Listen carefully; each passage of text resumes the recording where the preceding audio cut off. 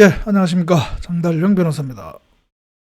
오늘 유튜브 아침에, 오전에 유튜브를 보는데, 유승민, 국민의힘, 대선 예비 후보, 공약 기자회견, 방송이 있더라고요. 그래서, 이렇게 봤는데, 참, 한번, 우리가 좀 진지하게 한번 사회적으로 한번 좀 얘기를 해볼 그런 공약 이슈를 하나 발표를 했는데 뭐냐면은 형사 미성년자라고 해가지고요. 이게 형법상 개념인데, 그러니까 우리 형법상 우리 형법에서 정해진 형벌을 부과하려면 최소한 14세 이상이 되어야 되거든요. 예, 14살이 되어야 합니다.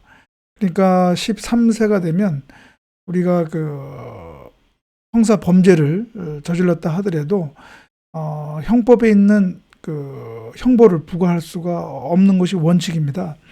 그런데 오늘 유승민 의원이 그 기준 나이 14세를 이제 12세로 줄이겠다.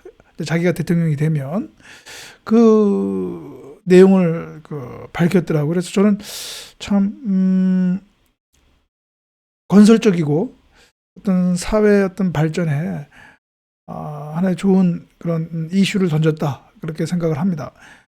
뭐 맨날 뭐 탄핵이니 뭐니 이런 거 가지고 하는 것보다는 이렇게 좀 사회적으로 우리가 한번 진지하게 고민을 해보는 이런 딱 주제를 가지고 우리가 대선 예비 후보들을 우리가 한번 이렇게 평가하는 것이 어떨까, 그런 생각이 들었거든요.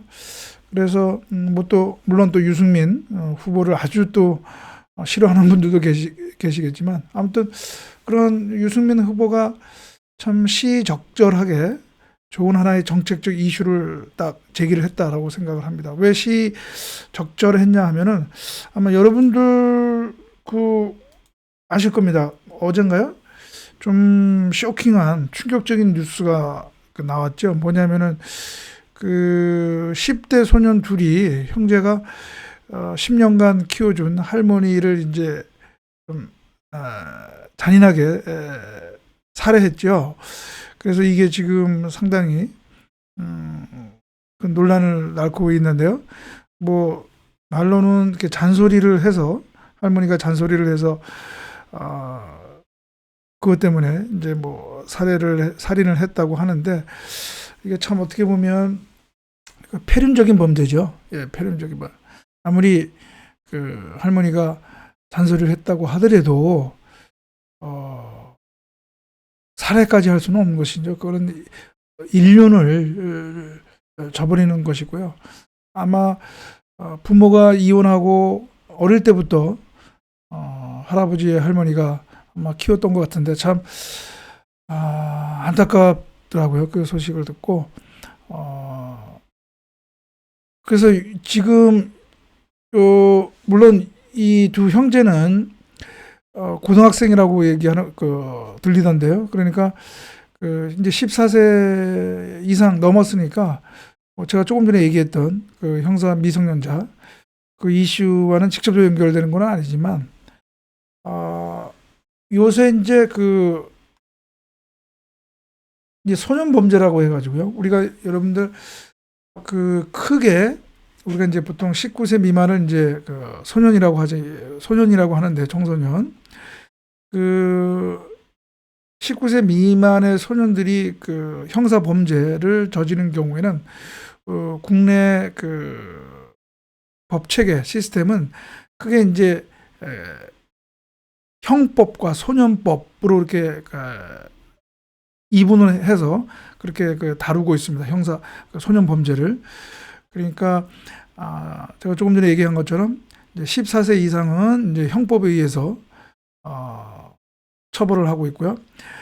10세에서 13세까지는 10세에서 13세까지는 소년법에 의해서 그렇게 이제 처분을 하고 있습니다. 그런데 이 형법과 소년법의 차이는 이제 기본적인 또 취지라고 할까? 이제 입법 정신이 다르죠.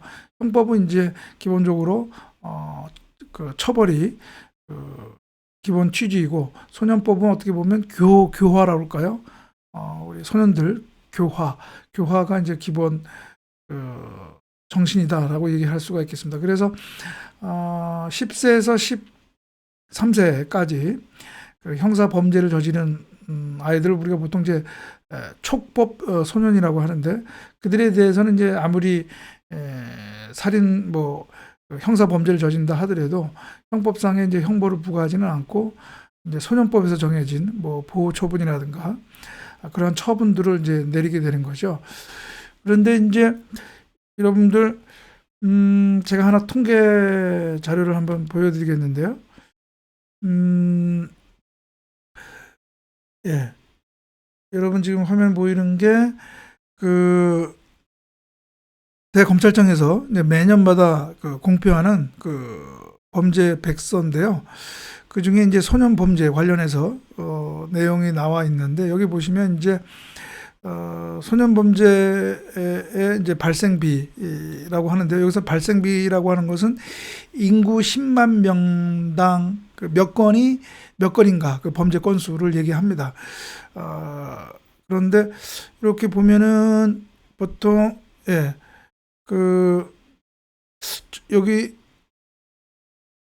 여기를 잠깐만요. 이렇게 보시면 18세 이하가 전반적으로 조금 이제 좀 감소하는 추세가 있습니다. 전반적으로. 그런데 그 중에서 그 흉악범죄 있지 않습니까? 흉악범죄, 여기 이제 강력범죄라고도 하는데요. 그 발생비는 2010년에는 그 10만 명당 33.7건에서 2011년 38.1건으로 증가하다가 그 후에 이제 4년간 감소세를 보이다가 2016년부터는 꾸준히 증가를 해서 지난 10년간 그 강력 소년 범죄 중에서 그 강력 범죄, 흉악 범죄 발생비는 28.2%가 증가했다고 합니다. 그러니까 다른 재산 범죄라든가 그런 것들은 조금 교통 범죄라든가 이런 것들은 감소를 하는데, 거기에 반해서 이제 흉악 범죄, 강력 범죄는 늘어나고 있다는 추세죠. 그래서 여러분 이렇게 화면에 보이시는 것처럼 다른 재산 범죄, 교통 범죄 이런 것들은 전반적으로 조금 이제 좀 줄어드는 감소하는 추세인데, 이 흉악 범죄만큼은 이제 좀 늘어나고 있는 추세입니다. 그래서 지금 그 논란이 뭐냐면은 과거에 비해서 이제 우리 아이들이 신체적으로나 정신적으로 많이 발달되어 있다. 그러니까 이게 우리 제정헌법 이제 이 형사 미성년자 이 기준 나이 이거를 이제 14세 미만으로 정한 것을 이게 처음 우리나라 형법 제정 때부터 그때부터 계속 그렇게 해왔거든요. 중간에 전혀 이제 어떤 변동이 없었습니다. 물론 이제 중간에 이것을 줄이자라고 하는 그런 얘기가 많았었습니다. 제가 조금 전에 얘기한 것처럼 아이들의 정신적, 신체적 어떤 그런 발달에 의해서 이걸 좀 줄여야 되는 거 아니냐라고 하는 이제 그런 의견도 좀 많이 있었고요.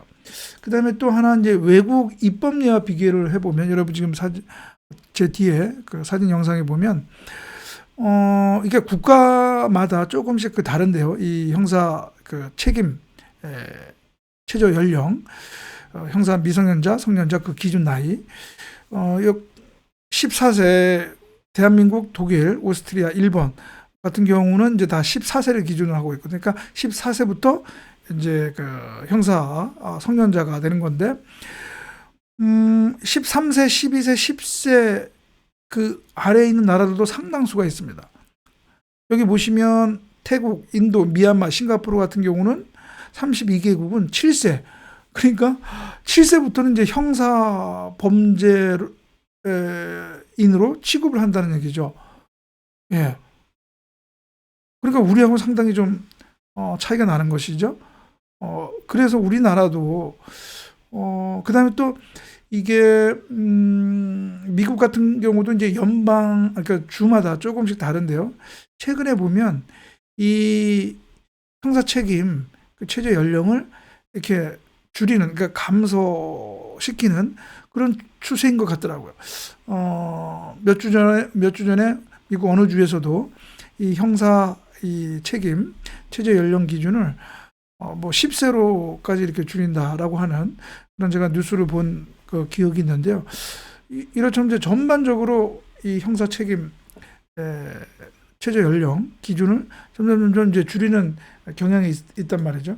그래서 우리나라도 여기에 맞춰서 이거 좀 줄이는 것이 맞지 않느냐. 왜냐하면 너무 좀 이 뭐 교육 또는 교화 이런 거로 가니까 이게 좀 이 형사 처벌의 그 뭐라 그럴까요?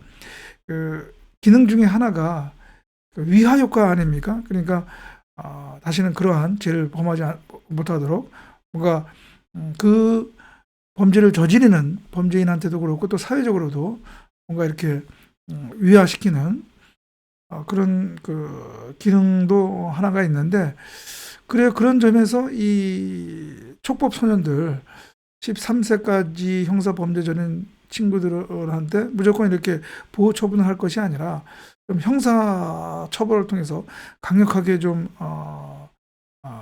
응징을 하는 그것이 더 나은 것 아니냐라고 하는 또 일부의 또 의견이 있게 되는 것이죠. 그래서 이게 참 사회적으로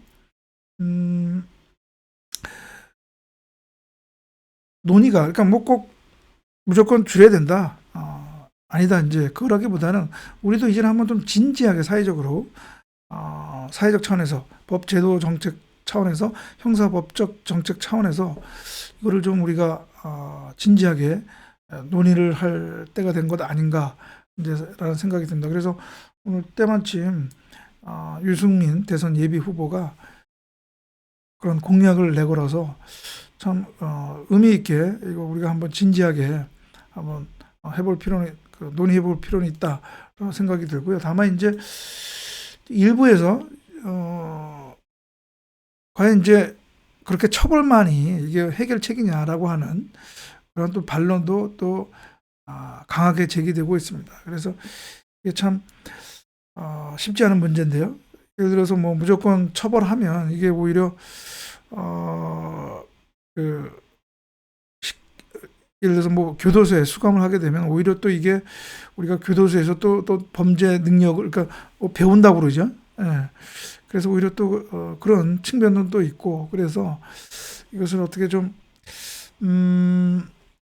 중요한 것은 이 소년 범죄의 어떤 기본적인 형사 정책은 이 범죄를 줄이면서 이러한 그 범죄를 저지른 우리 아이들이 다시는 그러한 범죄를 저지르지 않도록, 그러니까 전과자가 되지 않도록 좀 교화하고 하는 것인데, 그거 맞물려서 지금의 이제 그 14세 미만으로 되어 있는 형사 미성년자 나이를 좀 줄일 필요는 있다라고 하는 그런 한번 좀 문제에 대해서 우리가 좀 진지하게 한번 얘기를 해볼 필요는 있다라는 것을 좀 여러분들하고 한번 얘기를 하기 위해서 오늘 이 방송을 했습니다.